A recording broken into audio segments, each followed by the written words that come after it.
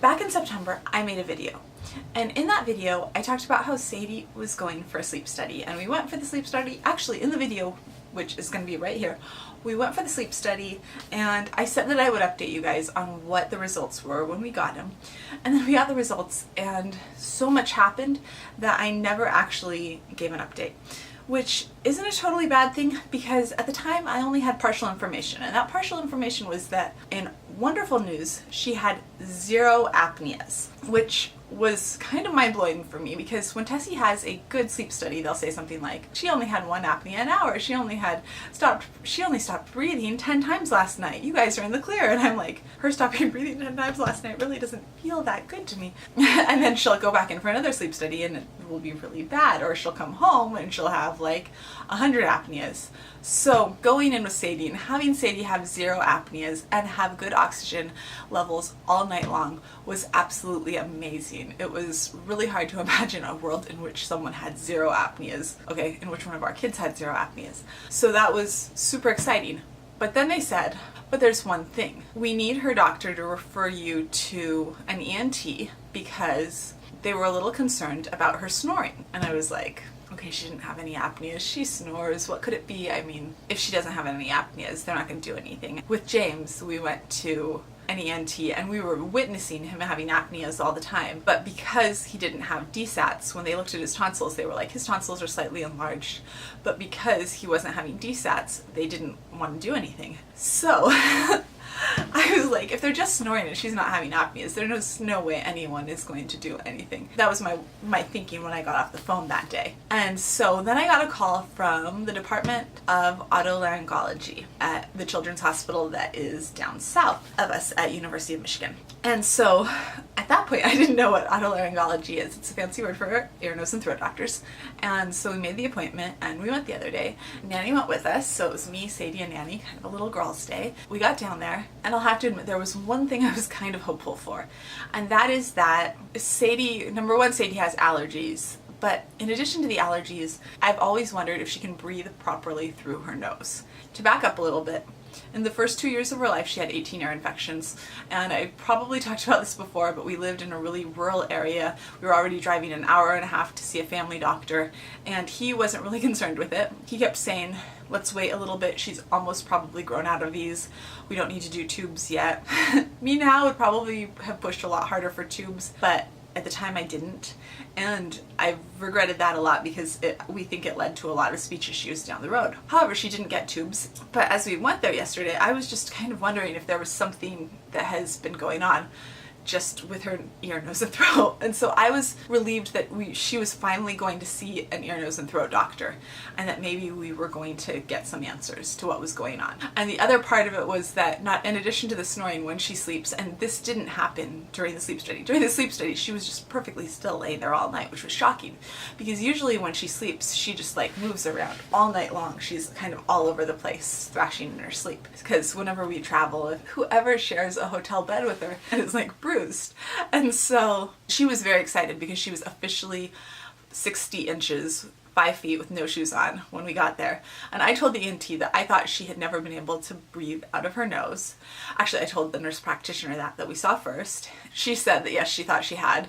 She thought she could breathe out of her nose fine. And I was like, I think that's because you don't know what it feels like to really be able to breathe out of your nose. And I said, but I guess you guys are going to be able to tell me whether or not that's true. They first the nurse practitioner looked at her tonsils and said, you know, her tonsils look perfectly normal.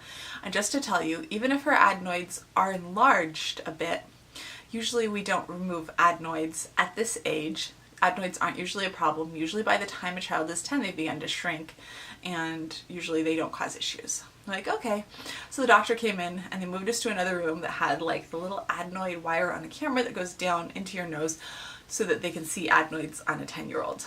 And so Sadie sat in the chair. They said that it wouldn't hurt, and she held my hands, and they put the little wire in her nose just a little bit, and she like immediately, her eyes were watering, and it definitely was more than a little uncomfortable. And they did it on the other side, same thing. She was like almost crying, and everyone was kind of quiet. And finally I said, okay, so is it blocked? And the doctor was like, it is between 80 and 90% blocked. And immediately they started talking about, oh, we need to do surgery, we need to take these out. And I started asking questions and about like, do you think that this is part of her speech problem? Because I feel like there is like a nasal quality to her speech, and the doctor started asking her to say words and said, yeah, there's, I don't know if he called it a nasal tone, he called it a nasal something, but he said, yeah, there's a nasal tone to her speech and that should go away when this is gone. And she's always had that. Like her whole entire life she's had a stuffiness that we kind of always thought was just, we always thought it was just allergies, and she's been on all these different allergy medicines. The pulmonologist switched them around, everyone switched them around, and we just thought it was hay fever. And it looks like it's because she had a 90% blockage from her adenoids. She is going to have surgery to remove her adenoids, and I am really interested to see how this affects her quality of life overall, just getting better sleep.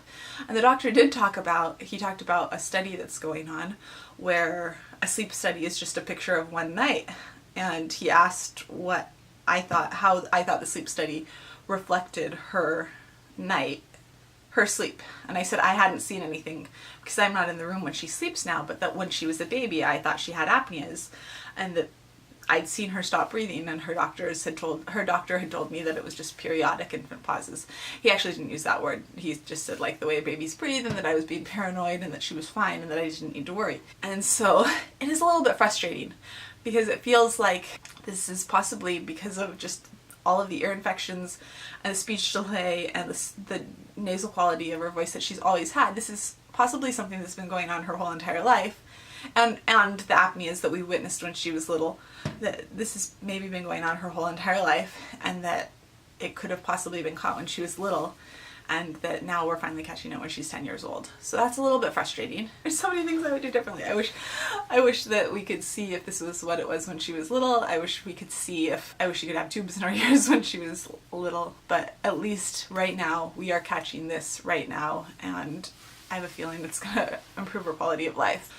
Both in the fact that she is our kid who gets sick the most easily, and for the longest, that when everybody else gets sick, everybody else gets strep, she gets scarlet fever, everybody else gets hand, foot, and mouth for a few days, she's out of school for 2 weeks.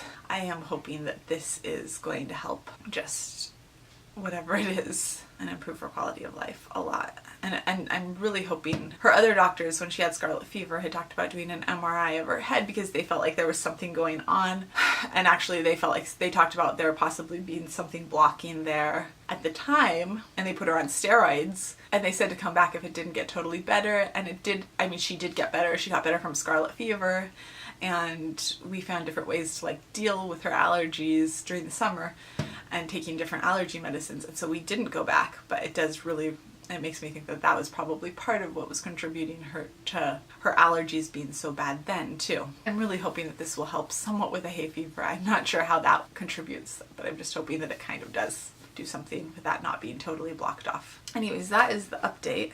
We're waiting for them to call now to schedule her surgery and get that whole process rolling. And I'm really hoping that it's done before the holidays so that she can heal and be feeling better and be healthy. That is it for today. If you are interested in updates on all things autism, we would love it if you'd hit subscribe and ring that bell. If you enjoyed this video, please hit that like button, and I'll see you tomorrow. Bye.